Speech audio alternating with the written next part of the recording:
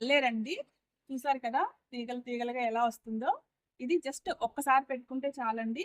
నీట్‌గా ఎక్కిపోతుందనమాట. ఏదైనా పందిరికి గానీ నేనైతే జస్ట్ ఇలాగ ఒక కర్ర పెట్టేశాను. ఈ నల్లేరు తింటే ఎముకలు చాలా స్ట్రాంగ్‌గా ఉంటాయని అందరికీ తెలుసు కదా! అయితే నల్లేరు కోసం ఒక సామెత వింటారు కదా మీరు. నల్లేరు మీద నడక అని. అసలు ఆ సామెత ఎలా వచ్చిందో తెలుసా మీకు? పూర్వం మనకి అన్నీ మట్టి రోడ్లుండేవనమాట. చాలా పెద్ద పెద్ద గుంతలుండేవి. అయితే అంత పెద్ద గుంతల్లో అప్పుడు ఎద్దుల బండ్లెళ్ళాలంటే ఎంత కష్టం కదా! అప్పుడేం జేసేవాళ్ళు, ఇంత నల్లేరు తెచ్చి ఆ గుంతలో యేసేవాళ్ళు.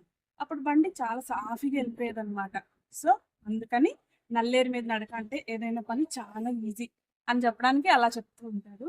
ఇంకొకటండి, నల్లేరు పెంచాలంటే జస్ట్ ఒక ముదుర కణుపు తీసుకొని భూమిలో పాతండి సరిపోద్ది.